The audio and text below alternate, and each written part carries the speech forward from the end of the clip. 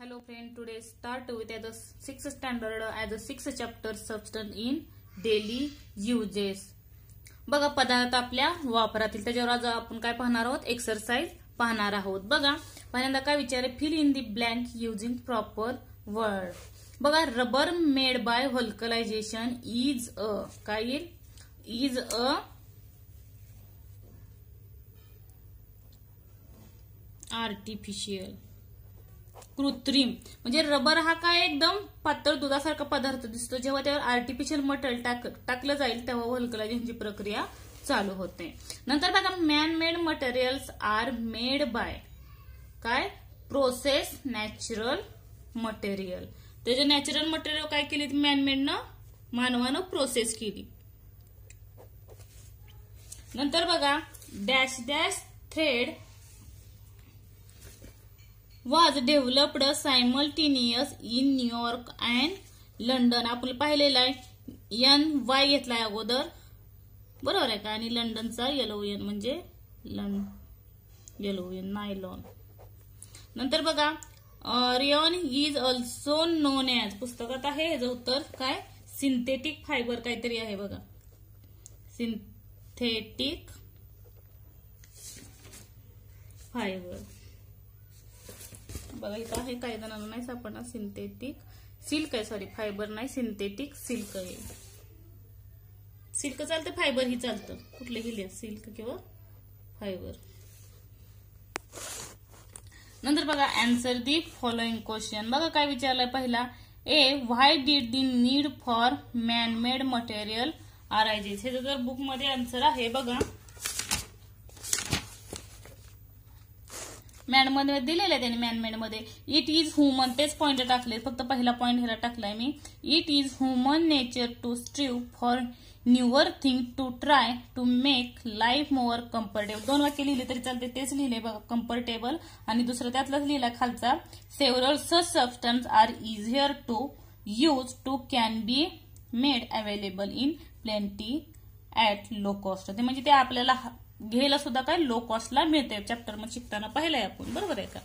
नंतर बघा which are the natural material obtain from plant and animal. हे जे काय पुस्तकात आहे तेच लिहा कारण त्यांनी पुस्तकात काय वापरले ज्यापासून काय सांगितले त्यांनी which are the natural material obtain the plant and natural animal पासून मिळणार. बघा इथं दिलंय बघा अॅनिमल पासून लेदर आणि ऊल मिळतं आणि प्लांट मधून कॉटन आणि ज्यूट मिळतं. बघा इथेच लिहिले leather and wool are obtained from the animal origin and jute and cotton are substance of plant origin. जे विचारले तेच लिहिले. बघा व्हॉट इज व्हल्कलायझेशन. व्हल्कलायझेशन म्हणजे काय. बघा in this process rubber is heated. हे सुद्धा बुक मध्ये आहे आन्सर. बघा in this process rubber is heated with sulphur म्हणजे रबरला कशाबरोबर हिट केलं जातं सल्फर बरोबर.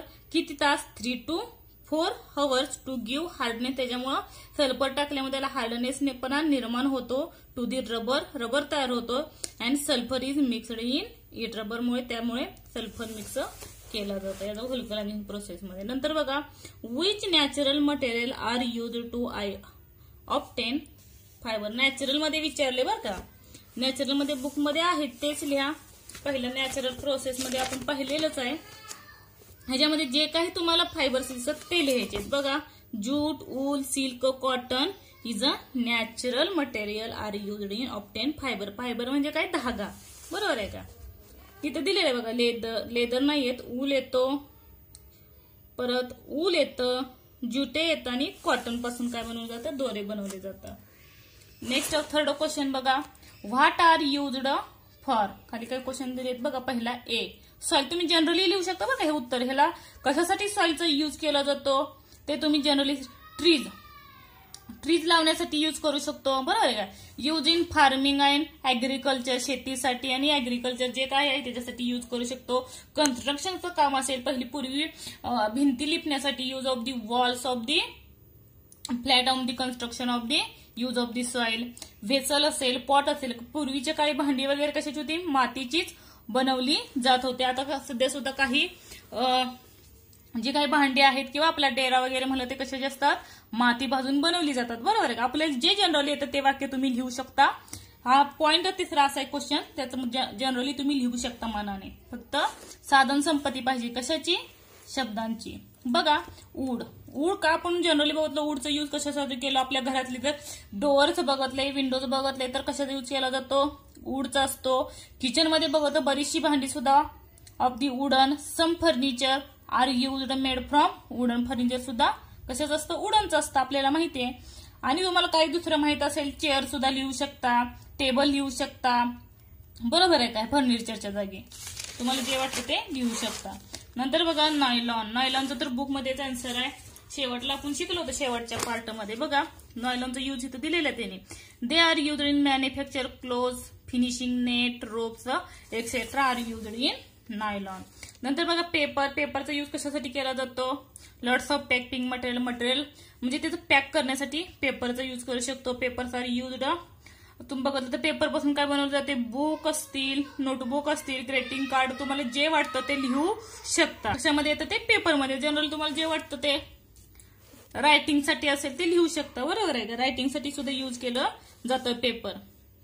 नंतर रबर. रबर पासून आपल्याला माहिती आहे बरीचशी टॉयज जे असतात ते रबरचीच असतात. परत आपल्या डोक्यात जो हेअरबँड मुली वापरतात तो सुद्धा कशाचा असतो, रबरचा असतो. पण त्याच्यात कमी जास्त व्हेकलमध्ये टायरमध्ये सल्फरचा जास्त प्रमाणात घ्यावं शकतं आणि रबर थोडा घ्यावा लागतो, म्हणजे त्याला कठीणपणा येतो. ते शिकताना सांगितलेलं जे तुम्हाला वाटतं ते लिहू शकता. हे नाही लिहिलं तरी चालतं, पण व्हेकलच्या टायरसाठी मोस्टली यूज केला जातो. जे तुम्हाला वाटतं ते लिहू शकता इझिली, काही अवघड नाहीये तुमच्या भाषेत. नंतर बघा question 4. How is paper manufactured, write in your on word. हे तुमच्या शब्दात लिहायचं, पण ह्याचा आन्सर तुमच्या बुकमध्ये आहे.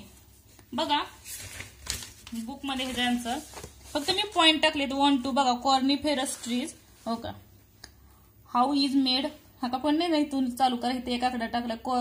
कॉर्निफेरस trees like pine are used to make, तेच लिहिले बघा, फक्त मी पॉइंट टाकले. Pine are used to make papers. Second, the bark of the logs of these trees is first removed and the wood is broken into small pieces. आणि ती आकृती जरी तुम्ही पाहिली तरी आकृतीवरून सुद्धा तुम्ही आकृती व्यवस्थित लक्षात ठेवली तुमच्या वाक्यात शब्दात लिहू शकता. बघा ट्रीजचं काय केलं जातं, पिलिंग ऑफ लॉग्स मी शिकवताना सांगितले, त्याचं काढलं जातं. लॉग्स ऑफ वूड, त्यात लॉग घातला जातो. पण त्याच्यात ऍडिंग डाईज केलं जातं आणि प्रोसेसिंग ऑफ दी, त्याचं पल्प बनवलं जातं डाईज करून आणि त्याच्यापासून रोल केलं जातं, त्याच्यापासून पेपर तयार केलं. ही साधी सोपी आकृतीवरून डोक्यात बसण्यासारखे ते शब्द वापरून ते लिहायचं आहे.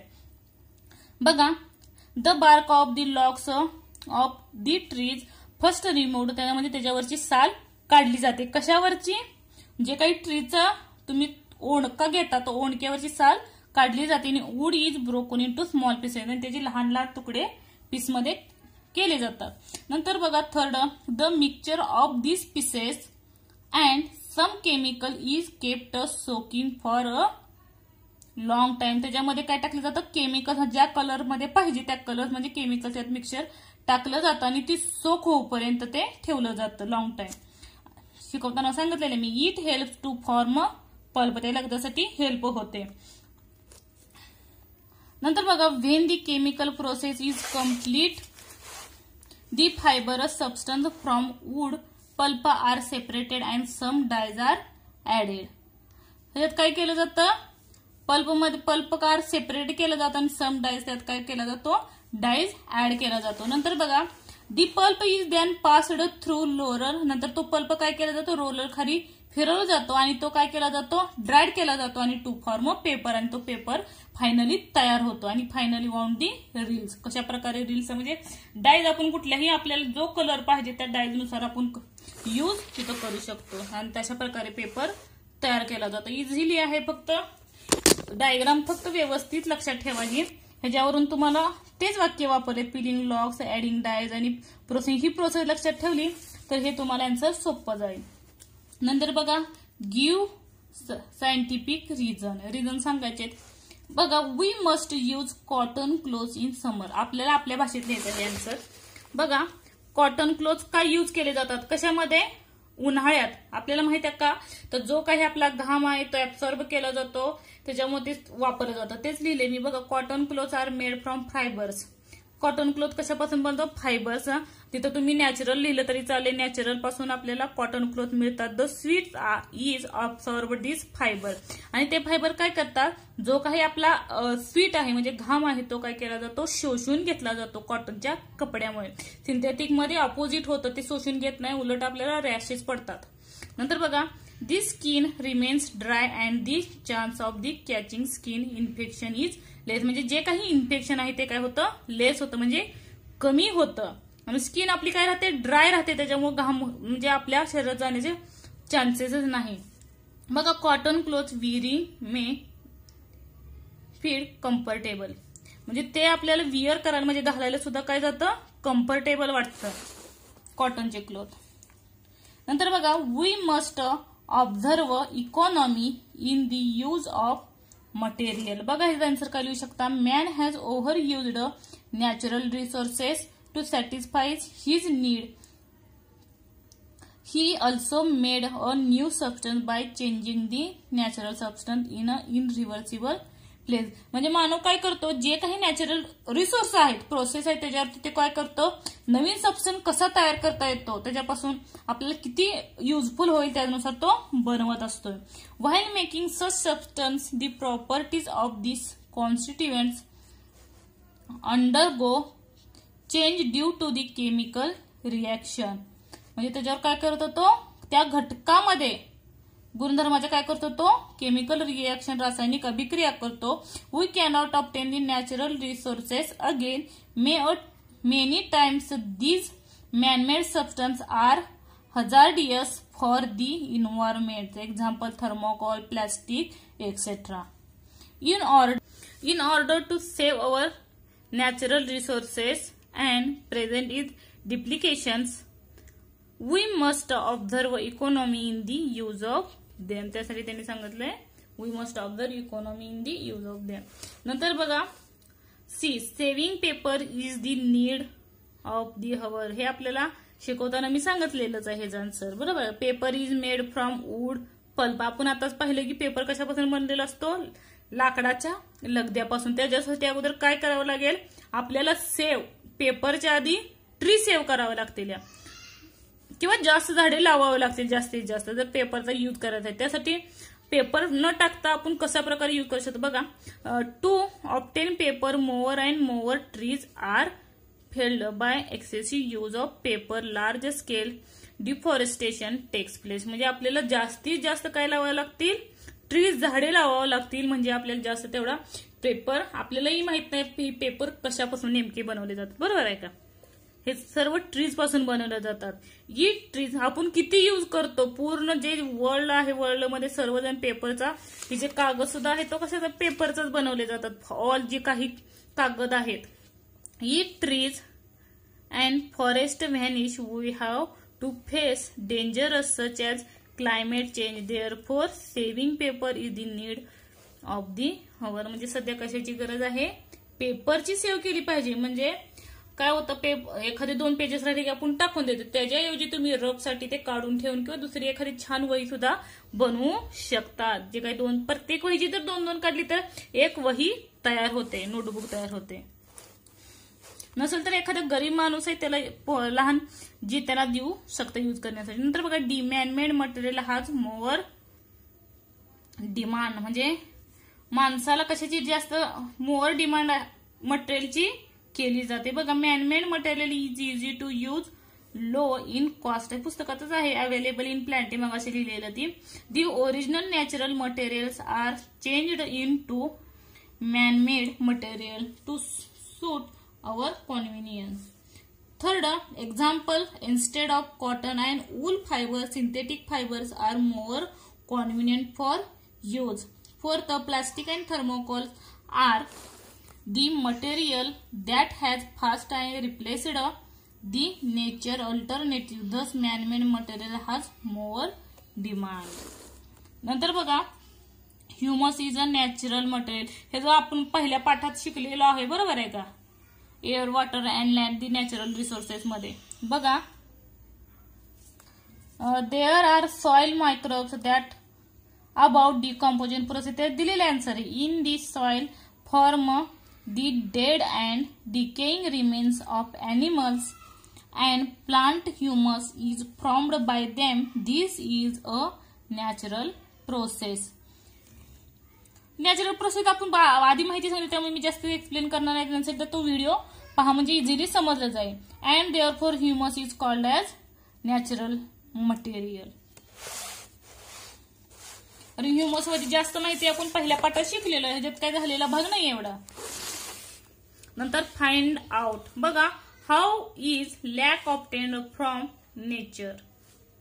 बघा lac is a secretory material obtained from lac insect from the body of female lac insect. This resinous substance is given out as secretion when this substance comes in contact with air and the solid flies and the form of lac. Second बघा, हे generally question विचारले तुमच्या भाषेत लिहायचे. How are pearls obtained. बघा ह्याचं काय answer आहे. Pearls are formed inside the shell. शेलच्या आतल्या भागाला असतं माहितीये pearls. Foreign particle enter the body of these animals, a layer of protective substance. This decomposition ultimately from Pierce in the laboratory artificially a bed and inserted in the body of an animal called a Pierce oysters. Pierce oysters decompose layers of chars around these beds. This is how cultural Pierce is prepared. म्हणजे हे find out करायचं आपल्याला, कसं हे होतं ते सांगायचं, find करायचं आपल्याला, बरोबर आहे का.